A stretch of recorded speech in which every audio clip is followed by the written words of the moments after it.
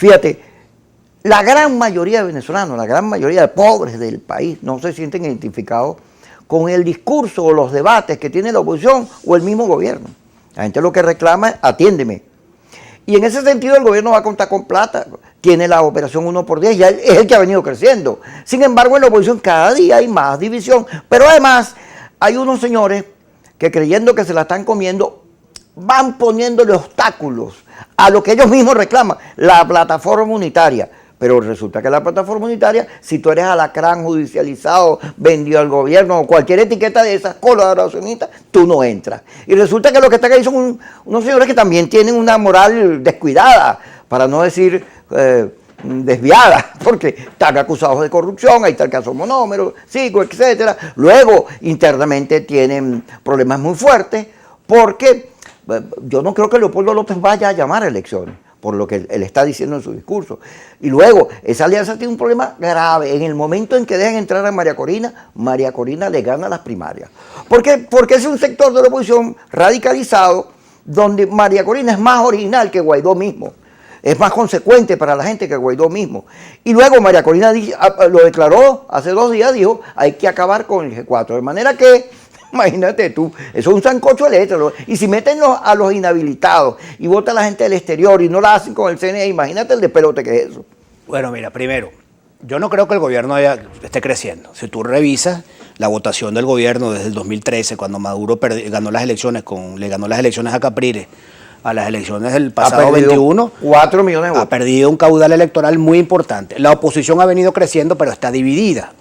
En la última foto, en la del 21, aparecen 3 toletes, por utilizar el término, de la oposición más o menos equilibrada. 1.200.000, 1.100.000, 1.800.000. Ninguno pasa de 2 millones. ¿Qué significa eso? Que bueno, que evidentemente si eventualmente la oposición lograse construir un consenso en torno a una candidatura, y eso no hay por qué descartarlo, eso es muy diferente a unas primarias con letra chiquita, ese caballo de Troya que nos quieren meter con esas primarias del G4, eso es muy diferente a la posibilidad de avanzar hacia unas candidaturas unificadoras, fíjate que lo estoy diciendo en plural, y que en última instancia sea la gente la que decida por quién votar, es posible derrotar al gobierno. Ahora, que el G4 está lleno de contradicciones. Bueno, toda la oposición está llena de contradicciones. Solamente que en el caso del G4 se agravan por la presencia de esa variable nefasta, de esa tragedia que ha significado para la oposición democrática en Venezuela el interinato.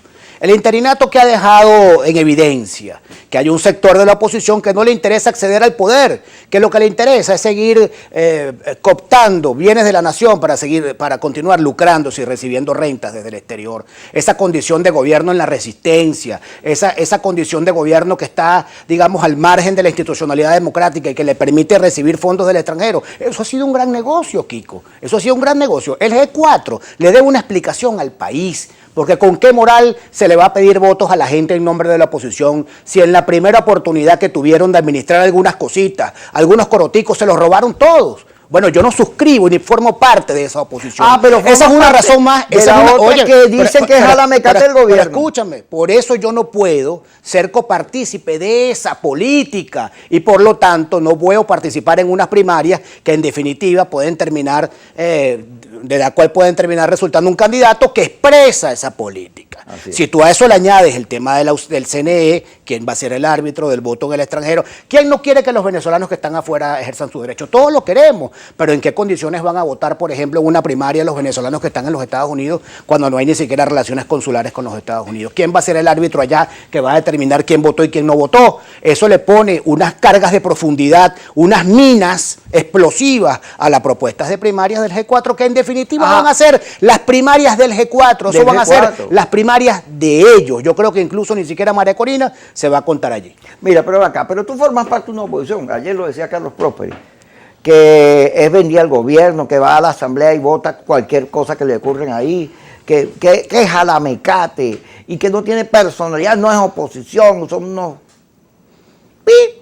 Mira, Kiko, sobre eso hay mucha falacia, mucha mentira, mucha manipulación. A esta oposición le tocó pagar el costo político de tener que sentarse a negociar con el gobierno en el año 19, después de las elecciones presidenciales, cuando aquí estaban dadas todas las condiciones para que se produjese una intervención militar en el extranjero, y no estoy mintiendo yo, no lo digo yo, lo dijo Bolton y lo dijo Esper, y la señora esta del Departamento de Estado, que fue funcionaria, que tiene un apellido muy particular, que no recuerdo en este momento. De manera tal que a esta oposición le correspondió, Avanzada Progresista y otros factores, le correspondió sentarse...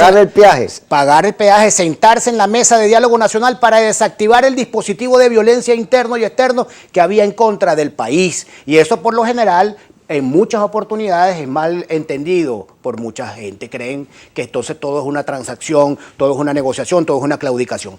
Si no hubiese sido por esa política que triunfó y la otra fue derrotada, que eso hay que decirlo claramente, la política del G4 fue derrotada y es por eso que ellos están regresando al ruedo electoral. Lo que nosotros hemos dicho desde siempre, que la solución es por la vía de los votos, del diálogo y la negociación, se está imponiendo por la realidad. La realidad está reivindicando la política de Avanzada Progresista y la realidad está reivindicando la política de la Alianza Democrática. Ahora nosotros estamos en una asamblea, Kiko, que lamentablemente, también por aquello de la abstención, yo recuerdo, no lo llames elección. ¿Tú te acuerdas de esa campaña infame que adelantaron? O aquello de que en dictadura no se vota, como lo dijo la señora Machado en múltiples oportunidades. Bueno, esa abstención produjo que el gobierno tuviese una mayoría aplastante en la Asamblea Nacional, en donde 20 diputados de oposición se confrontan con nada más y nada menos que con 257 diputados del gobierno. Tú tienes ahí dos alternativas: te confrontas diariamente en un debate estéril donde te van a pasar la aplanadora. Yo no digo que no haya que hacer denuncias, y las hemos hecho, pero el verdadero trabajo parlamentario, el verdadero debate, donde tú puedes torcerle el brazo a la mayoría con argumentos, es el trabajo de las comisiones. Y voy a citar un ejemplo. En la Comisión de Ciencia, Tecnología y Educación se está debatiendo la nueva ley de universidades. Allí tenemos nosotros, en representación de Avanzada Progresista, un amigo tuyo, a Ricardo Ríos, sí, que es profesor universitario, UCEBista, y su condición nadie debería ponerla en duda. Bueno, Ricardo ha logrado, bien asesorado y conocedor de la dinámica universitaria, revertir muchos artículos de esa ley, de ese proyecto de ley, que constituyen claramente un atentado contra la institución universitaria. ¿Ustedes van a votar? ¿Y cómo lo logró siendo minoría? Con argumentos. ¿Ustedes van a votar a favor de la renovación que le van a hacer a la ley de periodismo? ¿Ustedes se van a meter en ese debate? Eso hay que revisarlo muy bien, porque un gobierno con la vocación autoritaria como este es más peligroso que un mono con una hojilla revisando una ley que tiene que ver con el derecho de expresión, con el ejercicio del periodismo.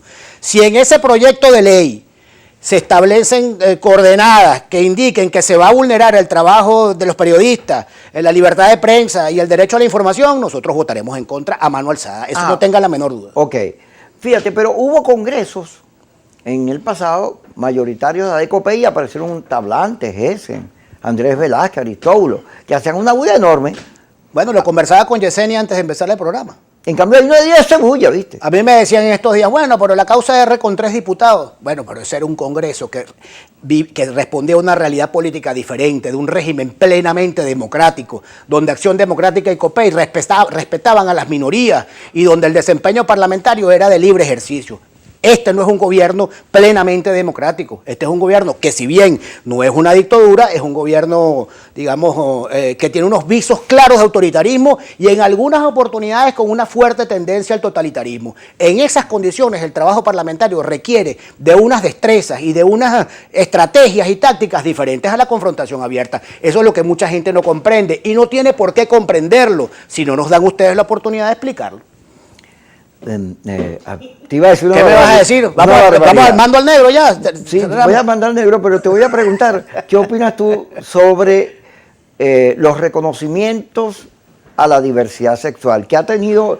Todo el que le preguntan eso se enreda. Un tema que es tan, digamos... Pero percibo en tu rostro como un toque como de cinismo en la pregunta. Tienes una sonrisa del que está cometiendo una travesura, sí, que está cometiendo vamos a ver qué dice. Una provocación. La cantidad de fusilados por el tema es interesante. Maribel Castillo, que era de Avanzado, que ahora es de Futuro, bueno, no solo volvieron triza. Es más, están proponiendo que les abran un juicio por llamar al odio cuando regresemos. La pregunta del millón, de las 200.000 lochas